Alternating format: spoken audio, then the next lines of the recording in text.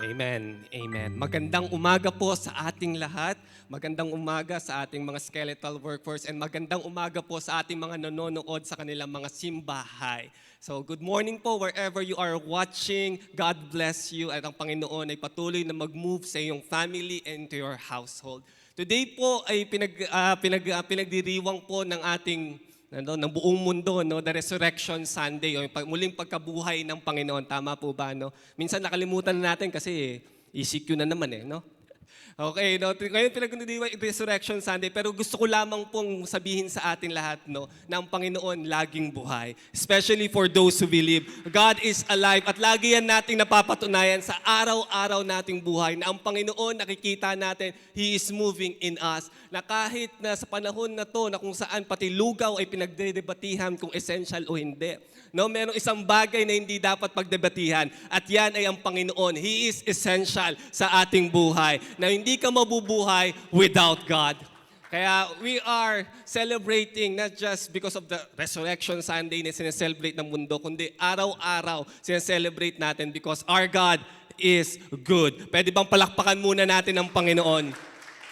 Hallelujah. We praise our God. Hallelujah. Hallelujah. Yan. So tayo po ay magpapatuloy na ngayon sa ating series, Blessed to be a Blessing. No, ang Panginoon po, He wants us to be blessed. And hindi lang yun ang gusto ng Panginoon sa atin. In fact, ang gusto ng Panginoon sa atin is you will have more than enough para ikaw ay maging blessing din sa iba. Pero karaniwan, ito po ang nagiging problema, no? Hinihintay ang more than enough para maging blessing. Kaya yan po ang tututukan natin ngayon sa ating ibibigay na preaching, sa ating pag-aaralan ngayon. I entitled this preaching, Need, Greed, and Seed. Okay? Itong tatlo po is the three tests na kung saan kailangan nating mapasa para ang Panginoon magbigay sa atin ng more than enough. Okay? So kailangan po mapasa natin yan. Ito po ang plano ng Panginoon. Bigyan ko po kayo ng overview ng plano ng Panginoon sa atin. Ang plano ng Panginoon that you will have sufficient. Okay? Gusto ng Panginoon, talagang wala kang hihingin na sa buhay mo. Lahat ng pangangailangan mo, ma-meet niya. Sufficient. Pero hindi matatapos po ang Panginoon on just being sufficient sa buhay mo. Gusto niya, you will have abundance. Okay? Hindi lang yung sapat na. Ang gusto ng Panginoon, abundant ka. At hindi lang abundant. No, hindi titigil ang Panginoon on just being abundant sa'yo. Gusto ng Panginoon exceedingly abundant para sa'yo. Yan ang napakagandang plano ng Panginoon. Pero ito yung problema natin, no? Hindi natin napapasa yung mga test ng Panginoon, kaya nanatili tayo sa sufficient.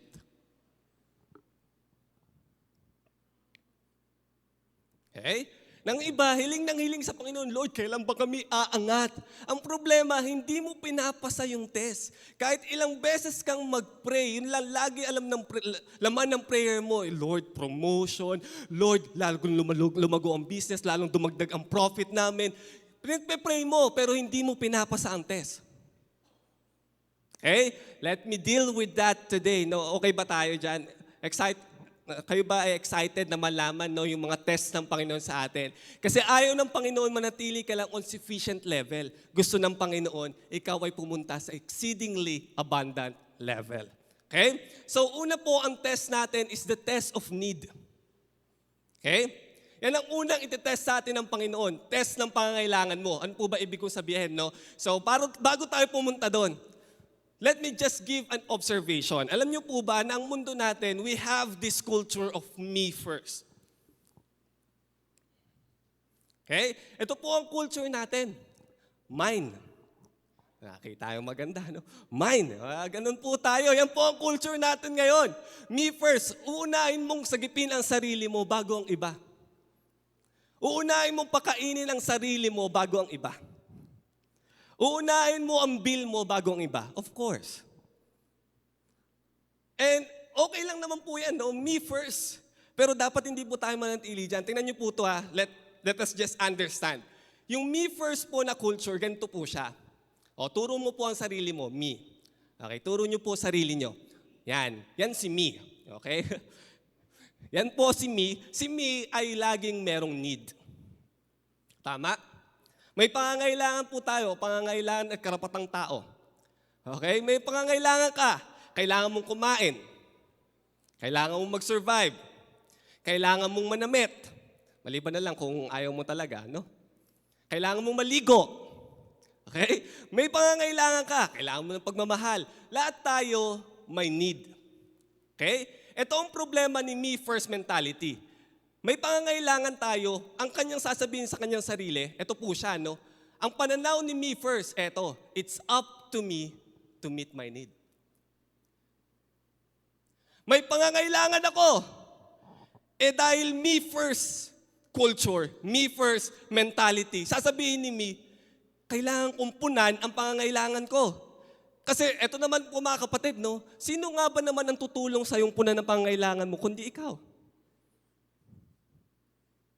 Diba? It's just very natural na magkumayod ka ng mabuti para mapunan mo ang pangangailangan mo. Alam nga naman yung kapitbahay mo ang kumayod para sa'yo. It's very natural na ikaw, aasahan mo sarili mo. Kapag nagkasakit ka, aasahan mo sarili mo. May gusto kang marating sa buhay, sino aasahan mo? Si pastor? Si life coach? Hindi, kung may gusto kang marating sa buhay mo, aasahan mo sarili mo. Because it's up to me to meet my need. Diba? Kaya it's very natural na may bills akong babayaran, may apartment rental kami. So ano gagawin ni me first mentality? Kakayod akong mabuti. Total, pangangailangan ko naman ang minimit ko eh. Okay? Now, the question now arise. Ito po ang mga tanong ko. If it's up to you to meet your need, ang tanong, which is, sa mga believer po, ganito, no? Mapapatanong ka na lang eh, na how could I give if all I have is for what I need?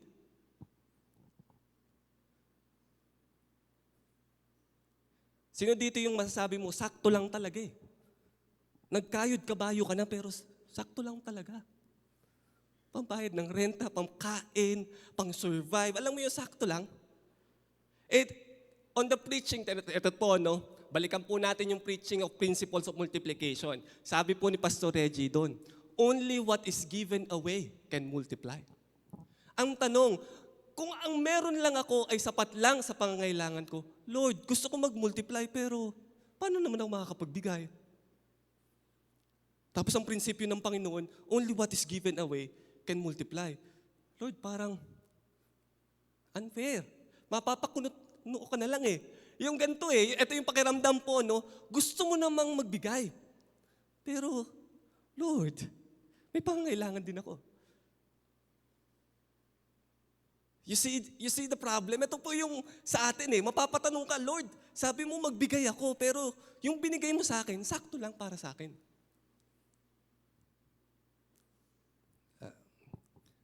Kasama ko po ba kayong mag-isip?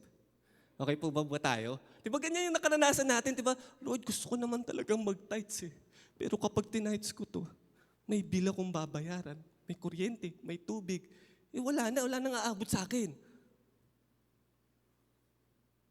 Di ba? Ito yun eh. Yung mga believer, gusto mo talagang maging generous. Tama po ba? No, ayaw mo naman maging kuripot eh.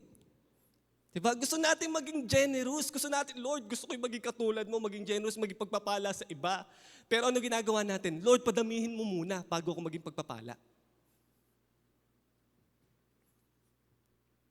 Okay? Alam niyo po ano ginagawa ng Panginoon? Tinetest kayo sa pangangailangan niyo.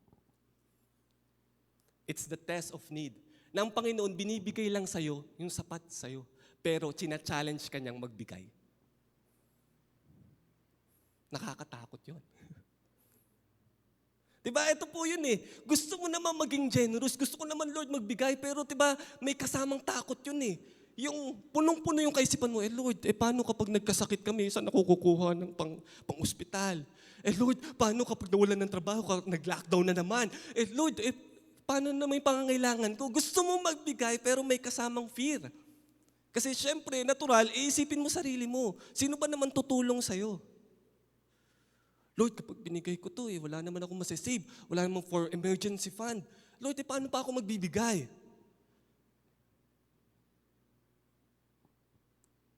You see, ito po yung natural response natin eh. Kapag ang meron lang tayo, pangangailangan natin, ang unang mong iisipin, kapakanan mo. Okay? So gusto niyo po bang makawala dyan? No? Yan po ay test ng Panginoon. Unang test yan ng Panginoon, isa sa pinakamabigat.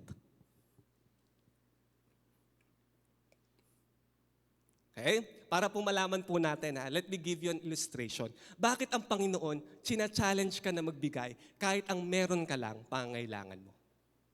Sapat lang. Okay? Walang sobra, walang pambili, walang pang Starbucks, walang pang mall. Yung sakto lang sa'yo talaga. Yung sinasabi nga ng Pilipino, no? Yung makakain lang ng 3 beses ang araw. Yung ganun lang, sakto lang talaga. Paano makakapagbigay? Okay? Let me give you a story, no? Is a discourse, letter po ni Apostle Paul na kung saan brinake niya ang mindset na to. Okay? On Philippians 4:10 to 19, I rejoice greatly in the Lord that at last you have renewed your concern for me. Binigyan ko po ng emphasis yung at last, no? Bakit? Parang ganito sinasabi ni Paul, no? Ay, sa wakas, ilang taon na ako dito sa presinto na to, ngayon nyo lang ako naalala. Parang ang sarcastic ni Paul kung babasahin mo ng ganon. No, na sinasabi niya sa Philippian Church po to, no? Ay nako, Philippian Church, ang tagal na nung balita dumating sa inyo, ngayon lang kayo naisipang mag-ayuda sa akin. Kung babasahin niyo po siya ng ganon, grabe itong si Apostle Paul Ano yun? Ano tawag natin doon sa Kim? Yung parang, kailangan mo, Paul. Okay? At last, sabi ni Apostle Paul, sarcastic in a sense, kung babasahin niyo po yan ng ganyan. Kung yan lang babasahin niyo, kung pagpapatuloy niyo po yan, malalaman niyo, hindi po yan sarcastic. Merong pino-point out si Apostle Paul. Okay? Sabi niya doon, indeed, you have been concerned, but you had not opportunity to show it. Biglang banat naman si Apostle Paul. No? Sabi niya, alam ko namang concern kayo sa akin eh. Kaso siguro kulang kayo ng pera. Siguro, yung talagang, di kayo makapagbigay eh. Pero opportunity, ano yung sinasabi niya opportunity dito Hindi niya po, he's not concerned kung ano yung welfare ng Philippian Church. He is concerned, sabi niya, may pangangailangan si Apostle Paul. Okay? Tapos ito po yung nakakalito na part. No? Tatawagin ko po yung dalawa para mas makita niyo po. Tatawagin ko po si Apostle Paul from the dead. Okay. For example po, ito si Apostle Paul, ito si Philippian Church. Okay po ba tayo Apostle Paul, Philippian Church. Sabi ni Apostle Paul, at last, Philippian Church, tinamaan ka na rin ng Panginoon. Salamat, nagka-conviction ka naman. No? Salamat at ang Panginoon, inusig ang iyong konsensya para magbigay sa akin. Okay? Kung titingnan niyo po ng ganyan. Pero bigla sinabi niya, I am not saying this because I am in need, for I have learned to be content whatever the circumstances. Question po, wala pa talagang pangangailangan si Apostle Paul. Meron, nasa presinto siya At ang kanyang lagay sa presinto, hindi po siya yung parang senador natin na kapag napresinto ay parang okay pa, no? Magaganda, masarap ang pagkain. Si Apostle Paul po, nung siya ay napresinto, grabe hagupit sa kanya. Halos hindi pinapakain. Gusto talagang patayin, hindi lang mapatay. Okay? Napakatindi po ng kanyang naranasan doon sa prison. In fact, sinabi niya nga on chapter 1, na sabi niya, gusto ko na nga lang mamatay pero to live is Christ, to die is gain. Kasi para sa kanya, okay na siya, ready na siyang mamatay Meron siyang need. Pero ano siyang sabi ni Apostle Paul? Wala akong need. Pero in the natural sense, meron po siyang pangangailangan. Bakit? Bakit niya nasabi yon? Sabi niya, for I have learned to be content whatever the circumstances. Bigyan mo man ako o wag mo akong bigyan, kontento pa rin ako. Sabi ni Apostle Paul. I know what it is to be in need and I know what it is to have plenty. I have learned the secret of being content in any and every situation. Okay? Whether well-fed or hungry, whether living in plenty or in want. Apparently, bago po ang letter na to ng Philippians, si Apostle Paul po ay marami nang naranasan sa buhay. He had been through a lot of adventures. Misyonaryo to Kung saan-saan nakakapunta si Apostle Paul At throughout dun sa kanyang adventure, marami na po siyang naranasan na sobra-sobra pa malupit na hagupit sa kanyang mga pinagdaanan. Dumating sa point of time na wala siyang makain, pinagbabato pa siya, nakaranas pa siya ng near-death circumstances. Na kung saan ito, makikita nyo si Apostle Paul, marami na siyang naranasan sa Panginoon. Na kung saan, merong mga sitwasyon na meron siyang pangangailangan. Minsan, nagkakaroon. Minsan, wala. Pero still, si Apostle Paul, merong sikreto. Bakit niya nalagpasan yung mga situation na yon? Sabi niya, I can do everything through Him who gives me strength. Ito po yun, marami ako naranasan, sabi ni Apostle Paul. Meron akong pangangailangan, minsan nami-meet, minsan hindi. Pero ito ang masasabi ko, sabi ni Apostle Paul, meron akong source, meron akong pinagkukunan ng lakas, meron akong pinagkukunan ng provision, meron akong pinagkukunan ng healing na hindi alam ng iba. Merong pangangailangan pero hindi nagre-reklamo, kaya pa rin magbigay. Bakit? Meron siyang source na hindi source ng iba. Kaya ito yung sinasabi niya, at last naman, naalala niyo rin ako, alam niyo po ba, hindi para sa kanya. Kasi itong si Apostle Paul, marami na naranasan, marami na siyang napatunayan sa Panginoon. Marami na siyang beses sa kung saan ang Panginoon nag-provide sa kanya. Sinasabi ni Apostle Paul na at last, buti naman, alala mo ako Philippian Church, kasi hindi para sa kanya, para sa kanya. Para dito sa Philippian Church. Okay? Siya okay na siya Kontento na siya Magbigay ka o hindi, okay sa kanya. Because I can do everything through Him who gives me strength. Kaya po yung mga nagsasabi dyan, I can do everything, Ganun po ang meaning ng I can do everything. No, na kahit anong sitwasyon, bigyan o hindi ng Panginoon, naniniwala na ang Panginoon magsusupply sa kanya. Okay? Si Philippian Church, sinasabi niya itong letter na to, hindi para sa kanya, para sa Philippian. Kaya tingnan niyo, ang sunod niyang sinabi, yet it was good of you to share of my troubles. Moreover, as you Philippians know, it is in the early day of my acquaintance with the gospel. Ito po si Philippian Church. Sabi niya, nung ako'y una nagmi-mission pa lang, si Apostle Paul, sabi niya, kayo lang ang tumulong sa akin. Okay? When I was set out for Macedonia, not one church shared with me in the matter of giving and receiving except you only. Apparently, mapagbigay talaga si Philippian Church. Okay? For even when I was in Thessalonica, you sent me 8 and 8 again when I was in need. So isa pala sa mga nagsusupport kay Apostle Paul, si Philippian Church. Okay? Kaya sinasabi niya, buti naman naalala niyo ako. Hindi sarcastic po yun kasi may record na to na laging tumutulong sa kanya. Okay? Tapos biglang may sinabi si Apostle Paul, not that I am looking for a gift, but I am looking for what may be credited to your account. Ito, si Apostle Paul pala, kaya sinabi niyang, at last naman, naalala mo ko Philippian Church, kasi gusto niyang may gawin ang Panginoon sa Philippian Church. Kaso hindi makakilos ang Panginoon until si Philippian Church mag-release. Credited to your account. Ang iniintay pala ni Apostle Paul, hindi yung pangailangan niya, kundi may gawin ang Panginoon sa Philippian Church. Mas payamanin ng Philippian Church. Apparently po, according to the research, hindi naman po well-off ang Philippian Church. Meron sa kanila nakakaangat, pero marami din sa kanila, ang meron lang sila ay sapat sa pangangailangan nila. Okay? Kaya pala si Paul nagmamadabilis. Uy, bigay mo na sa akin. Huwag mo nang pag-isip-isipan pa. Alam mong narinig mo yan sa Panginoon. Kasi kapag binigay mo na ang Panginoon, may gagawin na sa'yo. Until nagpapaligoy-ligoy ka, ang Panginoon naghihintay. Hindi niya magawa kung ano dapat niyang gusto gawin sa'yo. Okay? I have received full payment and even more. I am amply supplied now that I have received from Epaphroditus the gift you sent.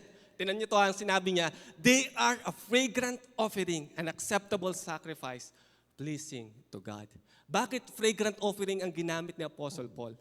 Dahil masakit para sa Philippian Church ang magbigay. Anong masakit, pastor? Di sabihin, sila, parang napilitan lang magbigay. Hindi. Wala sila, pero nagbigay pa rin. In need siya. In need si Philippian Church. Marami silang kailangan ipabaguhin sa church. Marami silang dapat pununtahan. Marami silang pangangailangan.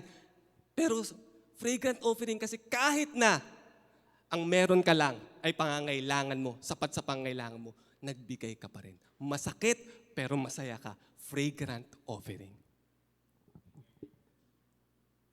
Okay?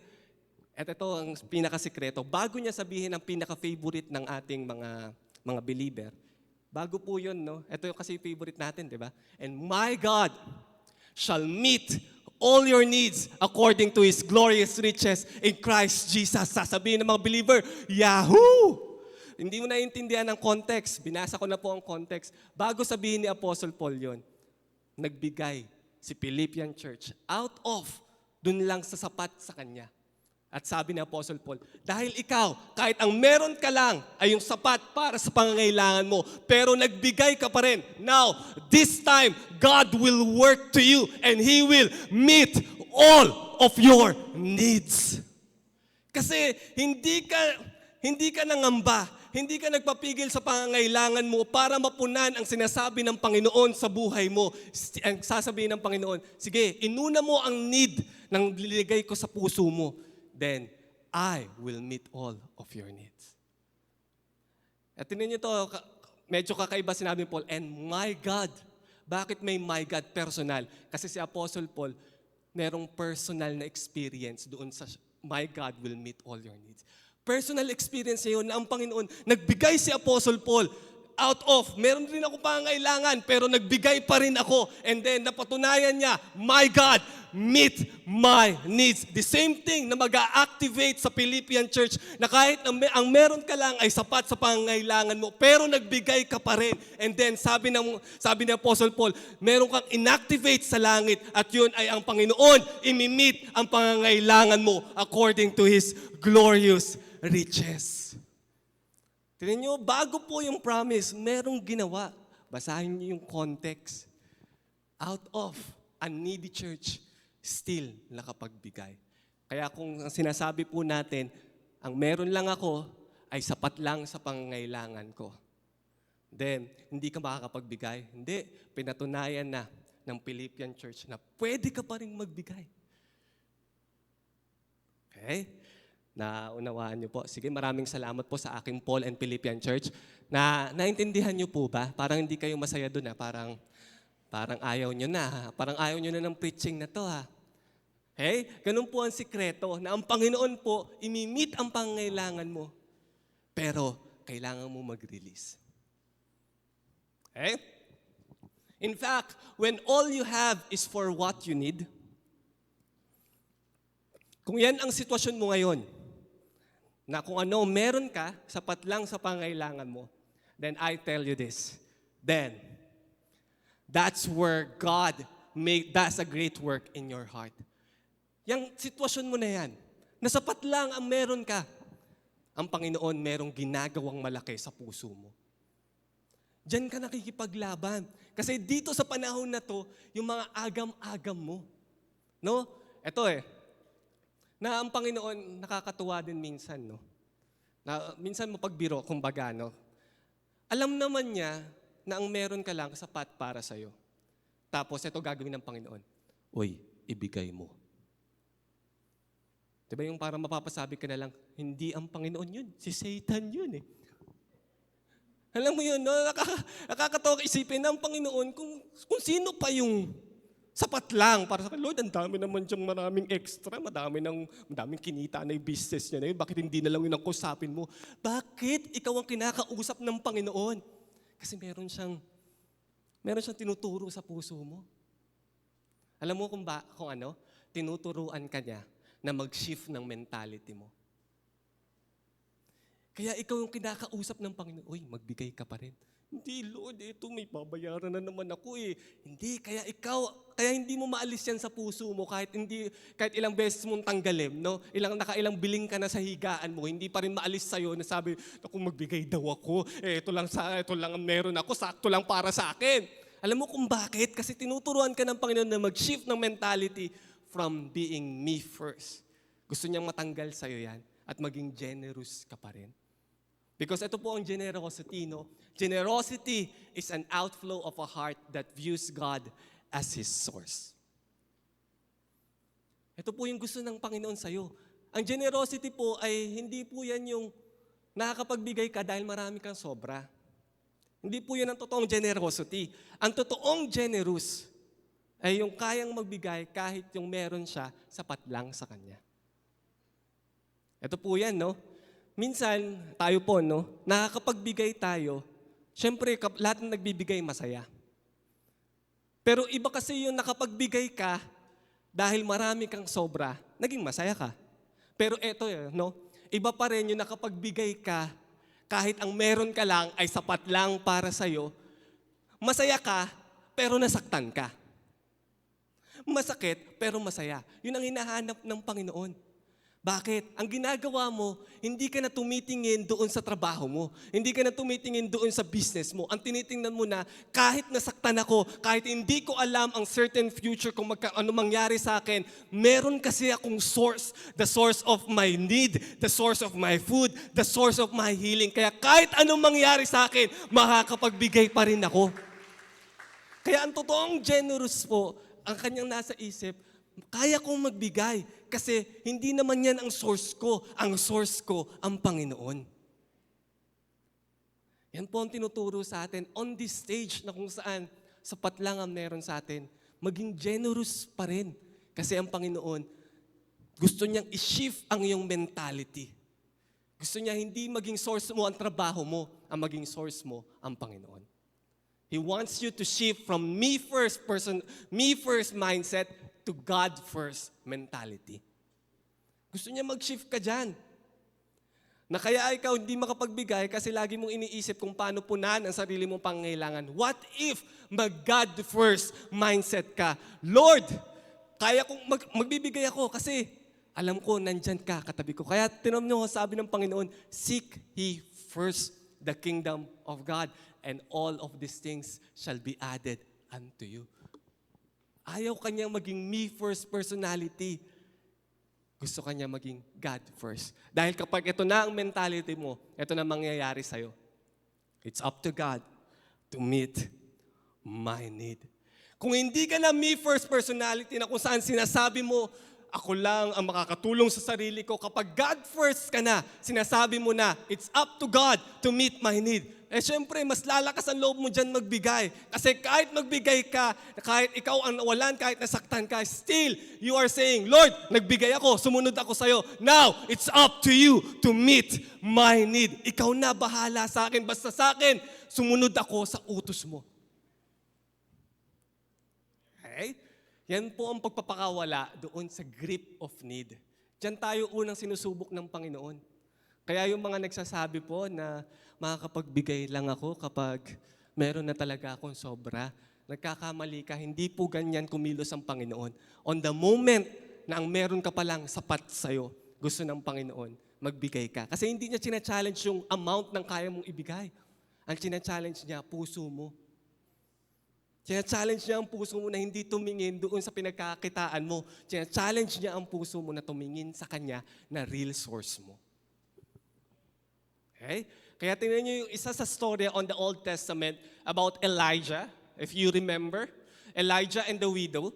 Diba, ang Panginoon nakakatuwa, ibibigay pa, si Elijah ay papupuntahin pa doon sa isang widow na ang meron na lang ay para sa isang meal ng kanilang pamilya at gusto na nilang mamatay. Diba, dapat, Lord, papuntahin mo naman si Elijah doon sa medyo nakakaluwag-luwag. No, yung kumikita. Para mapakain, para wala ng agam-agam. Pero ang Panginoon, specifically, in-instruct siya na pumunta doon sa isang widow na wala na rin naman pwedeng ibigay. Kaya nga, si widow, yung kinausap niya, nag-agam-agam talaga. Ikaw ba naman last meal mo na nga, meron pang isang sumingit. No, gusto mo na nga mamatay kasi hindi mo na nga alam kung saan ka kukuha. Doon ka pa ipapadala ng Panginoon. Diba yung parang sa atin, naranasan nyo na ba yun? Yung ikaw na nga yung wala Ikaw pa yung sinasabi ng Panginoon magbigay. Iba din talaga ang Panginoon, no? Bakit? Kasi kapag nagbigay ka, di ba yung miracle, nung binigay nung widow, sinabi ni Elijah, kapag binigay mo yan sa akin, ang Panginoon imumultiply. He will meet your needs. Katulad doon sa Philippian. Nagbigay sila out of kahit na ang meron lang sila, pangangailangan nila. Si widow, ganun din ang sitwasyon. Yung meron lang, sapat lang para sa kanila. Pero dahil binigay sa Panginoon, then God multiplied. God meet their needs. Kaya po ang challenge pala sa atin ng Panginoon ay hindi yung wag kang magbigay ka dahil sapat lang ang meron ka. Gusto ka pa rin niya magbigay kasi hindi niya kayang i-multiply kung hindi ka magbibigay. Okay? The miracle only happens when the widow binigay yung last meal niya. Okay? Kaya mga kapatid, yan ang challenge sa atin, una ng Panginoon. And then, He said a promise. Dahil meron ka lang sapat at kaya mo pa rin mag-obey sa Panginoon. Ito ang promise niya sa'yo. Whoever can be trusted with very little can also be trusted with a lot. Whoever is dishonest with very little is dishonest with a lot. Ito ang sabi sa atin ng Panginoon. Ngayon, anak, dahil yung sapat na meron ka, yung maliit na meron ka, kaya mo pa rin sumunod sa akin. Hindi mo ginamit as an excuse para hindi makapagbigay. Kasi yung iba sasabihin, Lord, ito lang meron sa akin eh. Yung pasa mo na lang sa iba, Lord. Pass the message. No? Pass the conviction. No?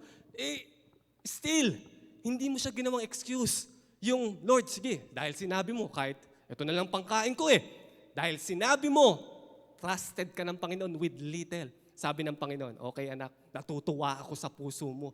Meron ka lang sapat, pero ang inuna mo pa, ang sumunod sa akin. Hindi mo inuna yung kalam ng tiyan mo. Ang inuna mo, yung kagalakan na sumunod sa Panginoon. Now, God says, anak, mapagkakatiwalaan kita sa sapat. Now, pagpapalain na kita ng lubos. Kaya na kitang bigyan ng extra kasi dun sa little, kaya mong sumunod sa Panginoon. Now, ang Panginoon, sinasabi niya, siguro kapag dinagdagan ko to, susunod pa rin sa akin to. Kaya ang challenge ng Panginoon to those who have little, let God speak. Kung ano instruction ng Panginoon, sundin mo. Let God, papatunayan mo that you could be trusted on that little. Na sinasabi ngayon, kapag trusted ka na, now, God is ready for more. Okay? Kaya ang Panginoon, naghihintay lang po na tayo ay sumunod sa instruction niya para mabuksan niya yung susunod na level, abundance level. Okay? Hindi ka lang niya gusto sapat. Gusto ng Panginoon, abundant. Pero mga kapatid, wait lang po meron rin pong test ang may sobra. Anong test? The test of greed. Okay? Naipasa mo yung test of need. Okay. Sapat lang ang meron ka, pero nakapagbigay ka, sumunod ka pa rin sa Panginoon. Pinagpala ka na ng Panginoon, prinomote ka na ng Panginoon. Ingat, kapatid, sa next test, the test of greed. Ano ba to? The test of greed, ganito po siya, no? Si greed will make your wants into a need. Meron ka ng little extra, no? Ito yung sinasabi ng iba kapag may extra na Lord, saka makapagbibigay. Hindi, you could be gripped by greed. Ito po, no? Kapag may extra na kayo, syempre, ito yung sasabihin mo sa sarili mo, now, pwede ko nang i-reward sarili ko. Pinagpala ako ng Panginoon. Total, pinagkahirapan ko naman, sumunod naman ako sa Kanya. Pinagkahirapan ko naman tong promotion na to. Siguro naman, hindi naman masama na mag-Starbucks. No? Reward lang sa sarili. Yung dating 3-in-1, talo-talo ka na. Ngayon, kailangan linggo-linggo may Starbucks ka. Yung want lang si Starbucks pero naging need mo na.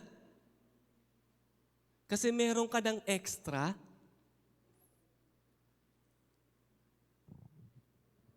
Diba? Kasi meron ka ng options ngayon Options to reward yourself. Yung, ilangan ang tanong, promote. Lord, gusto ko lang i-reward sarili ko for my hard work. Bili lang akong bagong damit. Nag-swipe ng isang beses. Ay, Lord, sarap pala sa feeling. Swipe pa. Lord, ang sarap talaga. Ang ganda pala kapag maraming damit. Swipe pa. Swipe pa. Nang swipe, nang swipe, nang swipe.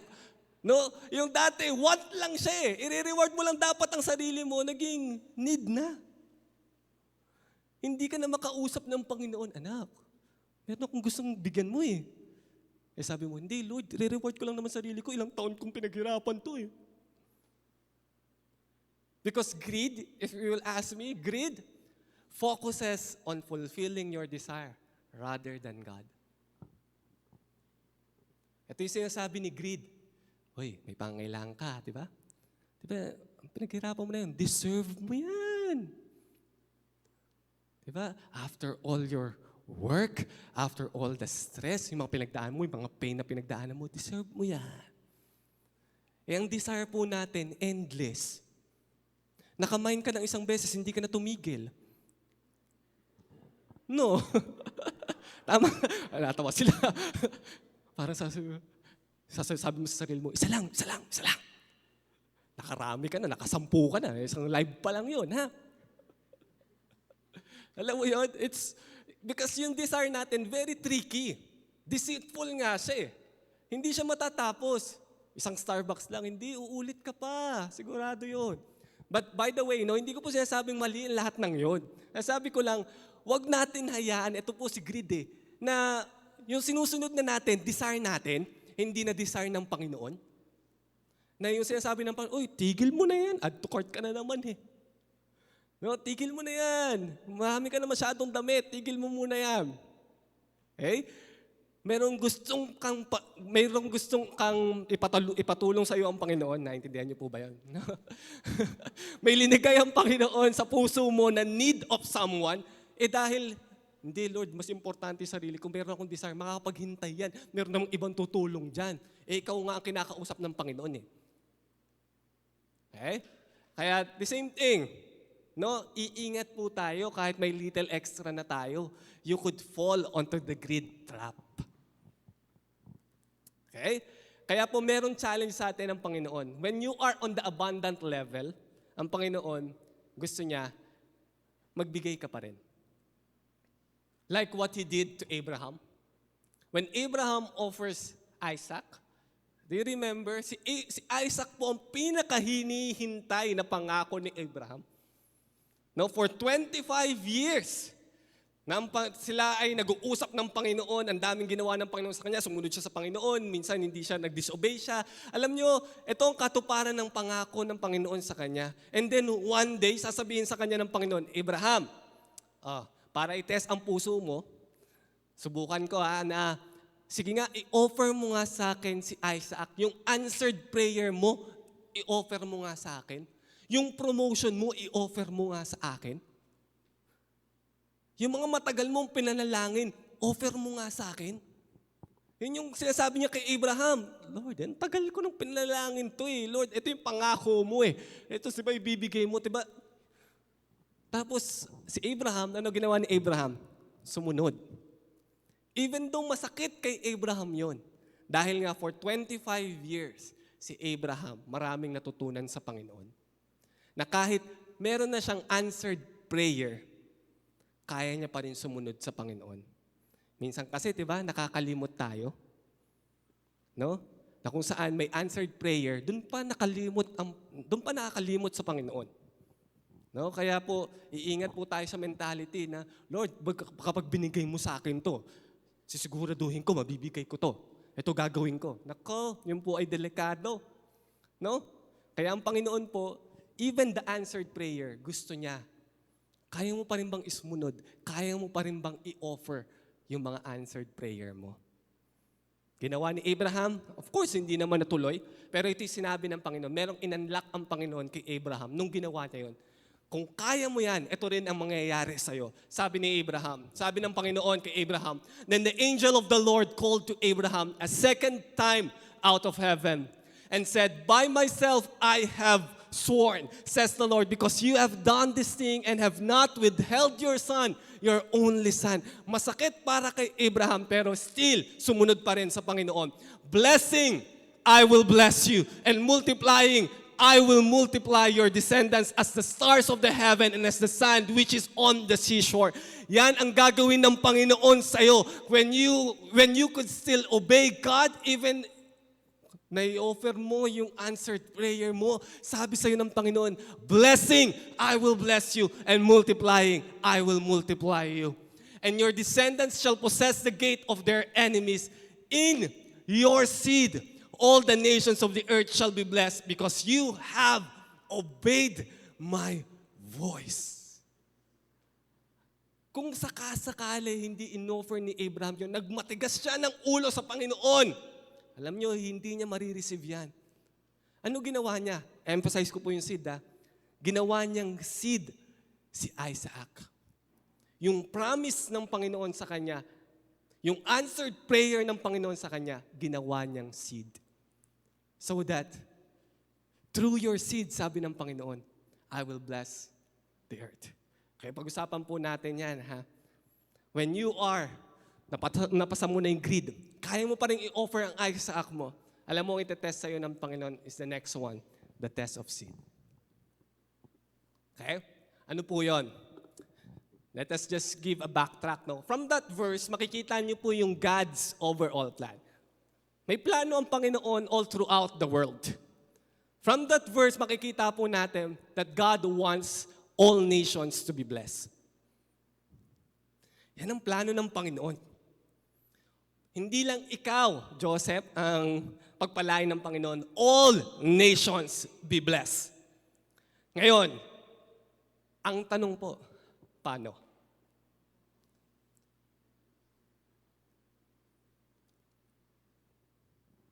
That's God's overall plan.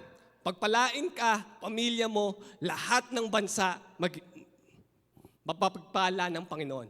Paano? Okay? The answer is through a seed.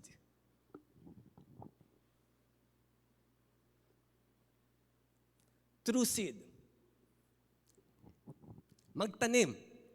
So lahat po tayo maging magsasaka. Okay, hindi po yun ang sinasabi ko, no? So paano po tayo, no? Paano gagawin ng Panginoon to bless all the earth? You need to seed. Kailangan mo magtanim. Ano po ba nangyayari kapag nagtatanim ka? Alam niyo po ba, your seed is an answer to a prayer of someone. Yung magbigay ka, mag-offering ka, akala mo nagbigay ka lang basta sa Panginoon. Oo, nagbibigay ka sa Panginoon, pero alam mo ba, kasagutan yan sa prayer ng iba. Kaya kung ikaw ang binabagabag ng Panginoon, bigyan mo yan. Eto, bigay mo dito, amount na ganito, bigay mo sa Kanya. Bakit? Hindi mo alam, ang tao na yun nananalangin ng sobra sa Panginoon, meron siyang pangangailangan, at sabi ng Panginoon, ikaw ang gusto kong maging sagot sa pangangailangan niya. Kaya isid mo. Unbeliever man yan o believer, pwede kang maging sagot. Ito nga napatanong ko sa Panginoon, Lord, bakit hindi na lang ganito gawin mo? Lahat pagpalain mo. Kaya nang pili-pili pa. Alam niyo po bakit? Meron po kasi mga nagpe-pray, hindi pa naman naniniwala sa Panginoon. Ikaw may paniniwala ka sa Panginoon. Alam mo kung ano pa nangyayari? Hindi ka lang naging answer sa prayer niya. Kahit sabihin na natin, ha, hindi pa siya naniniwala. Ano ginagawa mo? Yung seed mo, nagiging revelation. It reveals who God is to someone. Asan na po ba si Paul sa kasi Philippian Church? Asan na po ba yung aking dalawang mga inatasang nilalang dito? Pwede po bang maano ko kayo dito sa harapan? Okay. Seed reveals who God is to someone. Ito po illustration natin, ha. Again, no? Ito po ay anak ng demonyo. Joke lang po, no? Ito po ay unbeliever. Sabihin na natin. Pero kahit naman unbeliever, minsan nananalangin din naman to. Sabihin na natin ganun, ha. Okay? Ito, believer to. No? Parang Apostle Paul, no? Marami naranasan sa Panginoon. Alam niyo po ba, kapag ito nagbigay dito, una, naging sagot siya sa panalangin. Tama? At ikalawa, etong ginagawa niya, yung seed na binigay sa kanya, alam mo, na-open ang kanyang kaisipan. Nanalangin ako sa Panginoon, merong nagbigay sa akin, hindi ko kakilala. Totoo kaya ang Panginoon? Bigla siyang napapatanong ngayon. Totoo kaya ang Panginoon? Ang ginawa niya lang, nag-seed siya. Pero merong nare-reveal sa tao. Kaya pala ito, no, ang sabi sa Word of God, it's a seed. So yung pagbibigay din natin, seed din yun eh. Kasi lahat ng seed on God's eye, nagre-reveal sa taong binigyan mo kung sino siya. Kaya alam mo kapag nagbibigay ka, hindi ka lang basta nagpalabas ng pera, nagpalabas ka ng revelation. Bakit? Merong taong kayang sumunod sa Panginoon. Kahit masakit sa Kanya, kahit nang meron siya sapat lang sa Kanya, sumunod siya sa Panginoon. Then, etong tao na to, meron palang taong mga ganun ngayon. Meron pa palang tao talaga naniniwala sa Panginoon. Meron pa palang talagang taong nakakarinig sa Panginoon. Meron pa palang talagang taong sumusunod sa Panginoon. Kakaroon ng revelation. Kaya ang ginagawa po ni Seed, He is opening up the mind of those you give. Amen ba doon? Kaya mga kapatid, ang Panginoon, bakit gano'n na lang siya sa atin magsabi, magbigay ka. Hindi mo alam ang binibigay mo, sagot sa panalangin at revelation para sa Kanya. Alam niyo ba, merong isang tao, no? Pastor Joseph ang pangalan. Hindi, joke lang. No? Merong isang pastor, no? Ito po ginawa niya. Umu-order siya sa restaurant. $10 meal. Alam niyo ginagawa niya doon sa nag-serve sa kanya? Binibigyan niya ng $50 tip. One time, ganun ang ginawa niya, $10. Merong waitress na nag-asikaso sa kanya, binigyan niya ng $50 tip with a truck. Christian truck. Hindi po siya nag-share, nagbigay lang siya ng tip with Christian truck. Okay? Tapos, nung isang buwan, kumain ulit siya doon sa restaurant, inahanap niya yung waitress na yon. Okay? Kasi gusto niya ulit bigyan ng tip, $100 naman. Grabe mag-tip, no? $10 lang in-order mo. No, $100 ang bibigay. Alam niyo, nakilala siya nung waitress. Ito sabi sa kanya, alam mo, Pastor, binasa ko yung binigay mo sa aking truck. At alam mo, sinabi namin yung prayer doon, tumanggap kami sa Panginoon, kami ng asawa ko. Alam mo, hindi nag-share yung pastor. Nagbigay ng tip with a truck. Seed. Alam niyo how much your seed is worth in God? Kaya yung simple yung sabihin natin, sumunod ka lang sa Panginoon, ang daming pagpapala. You are creating a chain na kung saan all nations be blessed. Yun ang plano ng Panginoon, pero kailangan niya mga naniniwala sa Kanya na handang magtanim. Na hindi ipagkakait, basta inutos ng Panginoon, handang magbigay, handang magtanim to anyone, unbeliever or believer alike. Because that's the plan of God. Kaya, mga kapatid, huwag tayong matakot magbigay. Lahat ng linalabas natin sa atin, treat it as a seed. Ang ba, no, ganito po ginagawa. Gustong magbigay kasi gustong magkaroon. Hindi po yun ang heart ng Panginoon. Para sa atin, sa Panginoon, magbigay ka dahil masayang sumunod sa Panginoon. Yun ang hinahanap niya. Magbibigay ka kasi, sabi mo, Lord, tiwala ako sa'yo. God first. Kaya ito ang pangako naman ng Panginoon. For those who are seeding, sabi niya, He will supply. Now, He who supplies seed to the sower. Yung nagtatanim. By the way, mga kapatid, hindi po to yung isang beses lang nagbigay, Uy, nagbigay ako ngayon. Sower ka na? Hindi naman yung lumabas ka lang ng bukid, magsasaka ka na. No, hindi naman ganun yun, no?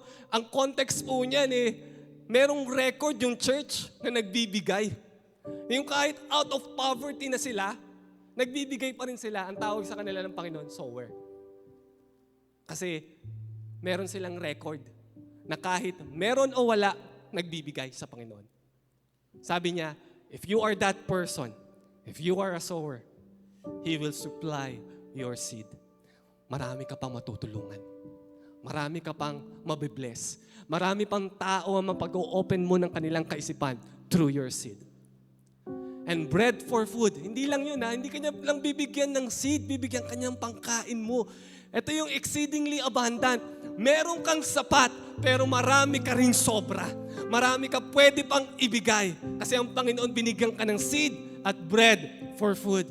He will also supply and increase your store of seed and will enlarge the harvest of your righteousness.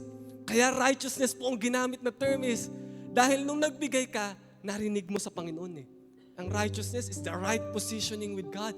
Sabihin, bawat pagbibigay mo, alam mo ang Panginoon nag-order sa'yo, kahit masakit, kahit ito lang ang meron ka, nagbigay ka, harvest mo yun. And then, He promised, you will be made rich in every way so that you can be generous on every occasion. And through us, your generosity will result in thanksgiving to God. Sino ba'y gusto nito? That you will be rich in every way. Ang Panginoon maging sobra kang pagpapala para sa iba. Papayamanin ka niya ng sobra-sobra because you could be trusted that you will see it. This service, ito ang sinabi niya, that you perform is not only supplying the needs of God's people, but is also overflowing in many expression of thanks to God. Biro mo yon, yung pagbibigay mo pala na yon, hindi lang napunan ang pangangailangan niya. Ang ginawa mo dun sa tao na yon, inopen mo ang kanyang kaisipan na magpuri sa Panginoon, na magpasalamat sa Panginoon. Na kaya kapag nagbigay ka, hindi mo lang minit ang need niya. Binigyan mo pa siya ng reason to praise God. Because of this service by which you have proved yourself, men will praise God for the obedience that accompanies your confession of the gospel of Christ. Yung pagbibigay, yung pagtatanim mo, it will result in a lot of praise and worship. Hindi lang tuwing Sunday ang praise and worship, pero every time na ikaw ay nagbibigay, there is praise and worship na nagaganap. Men is starting to praise God. What a way to bless the world. Kaya yung thinking na kailangan ka munang payamanin ng Panginoon bago ka maging pagpapala, hindi. Kailangan mo maging mapagbigay. Even right now na walang-wala ka pa. Kasi little. Ito yung resulto. Praise, glory to God who is our source. As I end, let me give you this story of a person. No? Isa po siyang pastor. No? Itong pastor na to, matalim ang kanyang pandinig sa Panginoon. Ang Panginoon, pinaranas siya ng maraming adventures when it comes to giving. Alam niyo, itong tao na to, magkakaroon ng sasakyan. Pagkatapos ng ilang araw lang, sasabihin sa kanya ng Panginoon, bigay mo dun sa pamilya na yun. Alam niyo, ibibigay niya. Grabe yun, no? Kailangan niya rin sasakyan kasi po missionary siya. Evangelist siya. Pero bibigay niya pa rin. Basta narinig niya sa Panginoon, ibibigay niya. Nung una nahihirapan siya, pero naging masaya siya dahil ang sarap palang sumunod sa Panginoon. Alam niyo, in just 1 year, or less than 1 year, he has given away 9 cars. Dahil kapag nagbibigay siya, ang Panginoon may pinapalit sa kanya, mas maganda kaysa dun sa una. Kaya nasanay siya sa Panginoon na magbibigay ako, pero alam ko naman ng Panginoon, babalik naman sa akin yan. Kaya every time na siya po ay magbibigay ng kanyang car, masaya siya. Kasi naniniwala siya sa kanyang source. Okay? Napapalitan naman ng Panginoon na mas maganda. Pero one time, bigla siyang na-shock dito sa utos ng Panginoon sa kanya. Sabi sa kanya ng Panginoon, anak, merong isang pamilya na gusto kong bigay mo yung car mo ngayon, pero hindi lang yung kotse mo bigay mo bahay at lupa mo. Bigay mo lahat ng nasa savings mo. Bigay mo lahat ng nasa retirement fund mo. Shock siya. Lord, lahat ng yun na. Ano ka ba naman, Lord? Naglolo ko. Natatayo dito Pero may challenge. Lahat. Lord, ikaw nga. Alam mo, ang tagal niyang pinag-isipan. Pero hindi niya ma-shake off yung feeling, yung instruction sa kanya ng Panginoon. Alam niya na ang Panginoon talaga nagsabi sa kanya na yun. Kaya, tumaan siya sa maraming transition, kinausap niya ang kanyang asawa. Alam mo, ang sagot ka ng kanyang asawa, kasi kapag nag-no daw ang kanyang asawa, naku, hindi sa Panginoon yun. So, kinausap niya, honey, pinabibigay, meron akong impression sa Panginoon. Haramdaman ko, kailangan daw natin ibigay yung bahay at lupa natin, retirement fund natin, savings natin, pati kotse natin. yung maging pulubi na lang daw tayo. Maging homeless na lang daw tayo. Sabi ng Panginoon sa atin. Okay? Alam mo, sagot ng kanyang asawa? Sige, bigay natin. So mas lalo siyang nagulat. Mas lalo siyang na-convince ngayon na galing sa Panginoon. So one time, anto na ang trato niya sa kanyang bahay. Sabi niya, nakaupo siya sa rocking chair and then sabi niya, itong bahay naman na to, meron ng pamilya na may-ari nito. Pinamigay ko na to. Yun yung nasa isip niya. Though wala pa yung family na exact na binibigay sa kanya ng Panginoon. Pero para sa kanya, lahat ng meron na siya, naipamigay niya na. Tapos habang siya inaupo na yun at sinasabi niya, okay na to. Enjoy ko na lang siguro yung mga huling araw ko dito sa mga pinag-ipunan namin, Lord. Yung sabi ni Kay mo sa amin, Lord, no? Enjoy ko na lang. Alam niyo, meron tumawag sa kanya. Sabi sa kanya, hello, Pastor. I have just received from the Lord na bibigyan ko kayo ng isang vehicle. Tapos sabi niya, napaisip siya, talaga? Kasi sanay siya sa ganun, diba? Na laging may kapalit. Vehicle? Alam ko naman, bibigay ko lang din yan . Ito, sabi niya sa kanyang sarili, Lord, ngayon, I have outgiven you.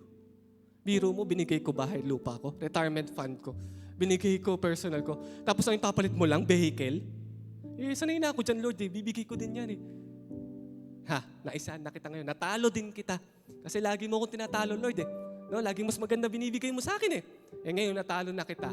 Mas masunurin ako, mas righteous ako. Kaya kong mabuhay. No? Pero alam nyo, sabi niya, Pastor, kayo po ba ay may parking? Parking. Wala na kasi ibebenta na nga yung bahay . Kasi po, Pastor, ang ibibigay ko sa inyo, airplane. Akala niya kotse lang ibibigay sa kanya, airplane. Ito, Pastor, pa.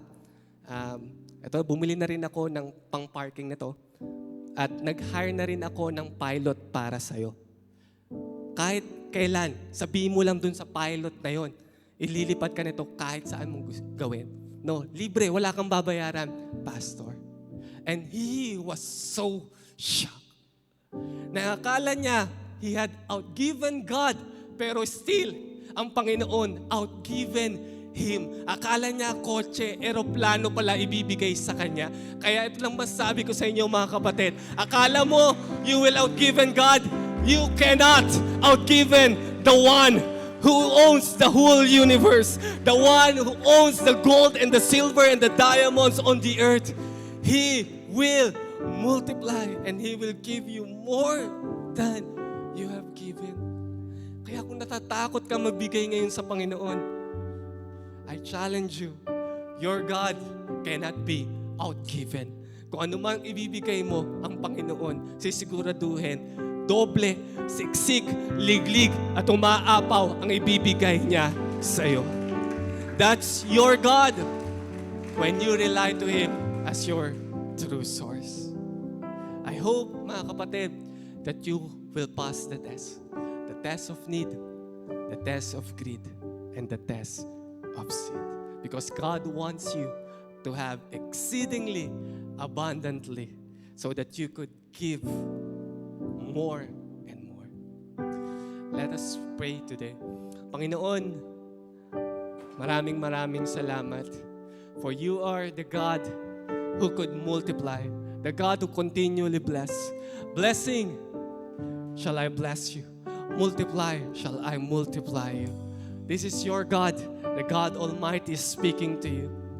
That whatever you will need, He will meet, and He will give you even more. Our God continually get a work in our heart na ang Panginoon ay patuloy tayong gawin na katulad niya, that we became a giver just like Him. Lord, maraming salamat for your word.